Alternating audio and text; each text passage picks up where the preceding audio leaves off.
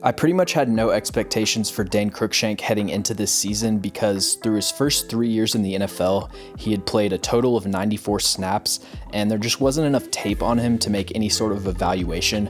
So watching him this year is essentially like watching a rookie. He's still only played 382 snaps this year, so the sample size is pretty small, but he's displayed a really versatile skill set when he's been on the field. To understand Dane Cruikshank's role, it's important to understand the defensive personnel groupings that the Titans use, and outside of specialty packages like goal line or prevent defense, Tennessee uses 3 main personnel sets. They run base about a quarter of the time with 4 DBs. They're almost always in an odd front here, and when everyone's healthy, Dane Cruikshank doesn't play in this package because he's the 3rd safety on the depth chart. They run nickel 52% of the time, where they've got 3 corners and 2 safeties, and a lot of teams will run what's called big nickel, where they have 3 safeties and 2 corners, but the Titans never run that, so again, Cruikshank is off the field in nickel personnel. Where he does come onto the field is in dime packages, which the Titans run 23% of the time, 5th most in the NFL, and the Titans almost exclusively run big dime, where you've got 3 corners and 3 safeties, and when you start to get into sub personnel, it's really important to have players with a lot of versatility because you're taking a linebacker off the field, so if that extra safety can be effective defending the run, it allows you to play with lighter bodies and not see a huge drop off in run defense. It's also great if your dime safeties and nickel corners are comfortable in both man and zone coverage and can match up against running backs, receivers, and tight ends, which brings us to Dane Cruikshank. Cruikshank's biggest contribution to the Titans defense this year has been limiting, if not completely shutting down elite tight ends. Looking at everybody's favorite statistic, DVOA, Tennessee ranks 15th in total pass defense, but 8th against tight ends, and last season, Tennessee's historically awful pass defense wasn't actually that bad against receivers and running backs, but against tight ends, they ranked last in the NFL. That improvement isn't entirely thanks to Dane Cruikshank, but he's definitely had a significant influence. His ability to jam tight ends at the line of scrimmage and stick with them in man coverage has played a big role in disrupting the timing of quick passing concepts where the tight end is the primary read. And against offenses like Kansas City and San Francisco that rely heavily on production from their tight ends, Dane Cruikshank was a significant roadblock that prevented them from operating efficiently. Let's look at this 3rd and 8 from the first quarter of the Chiefs game. Kansas City is running a vertical shallow cross concept with the trips receivers stretching the defense vertically and Travis Kelce running a shallow cross underneath. Against man coverage, which the Titans are playing, Kelce is the first read on the play. These seam routes are going to occupy any zone or robber coverage over the middle, and all Kelce has to do is win his release inside and he's going to have an easy first down.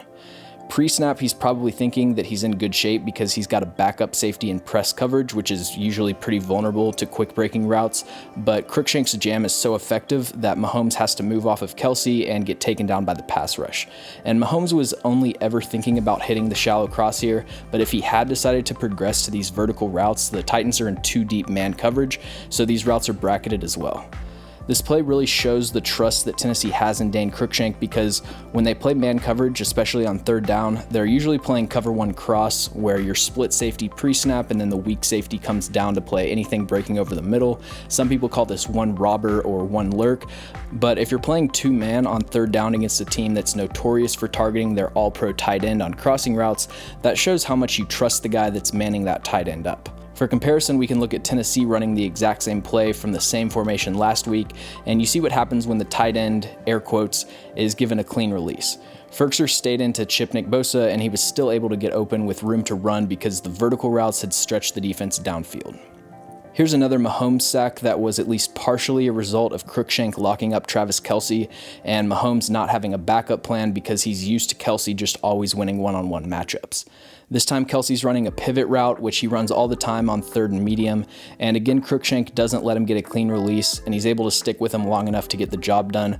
On a lot of these, Kelce would have created some separation if the play went on long enough, but the Titans actually have a pass rush this year, so Cruikshank's job is just to not get beat in the first 3 seconds of the play, and either let the front 4 close in or force Mahomes to move to another read.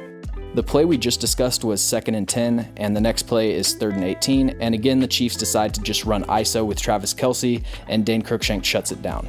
And not only did Travis Kelce fail to create any separation, he wasn't able to run his route to the sticks because Cruikshank's jam was so effective, and he's physical within the first 5 yards to slow him down.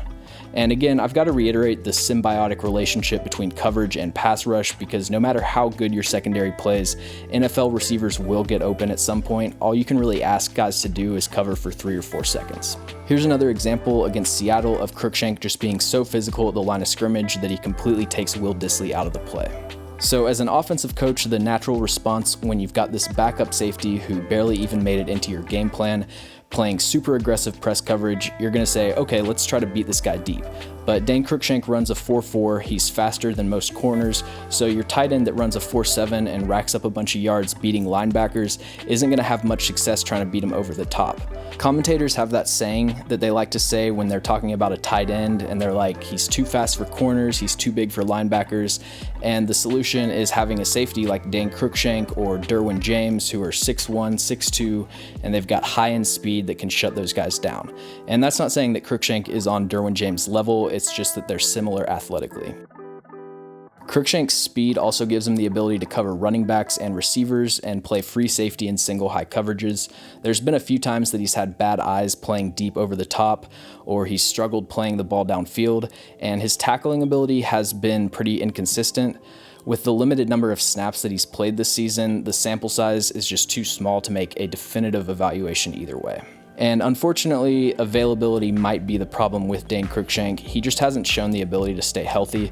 A lot of injuries are fluky, like a guy will have a couple injuries early and then he'll get labeled as injury prone and go on to have a healthy career. So hopefully that's the case with Dane Cruikshank, because he's absolutely shown that he can at least be a starting caliber safety, whether it's with the Titans or another team, and his athleticism gives him pretty much unlimited upside. John Robinson's philosophy of filling the secondary with athletic and versatile players, it seems like a no-brainer, but it's something that he's done a great job executing. Even if it's a late round pick, I think it's always a good idea to just continually add defensive backs who can help you in a lot of ways, because it gives you a lot of flexibility schematically, and it also helps you withstand injuries more easily. If you enjoy my videos, make sure to subscribe.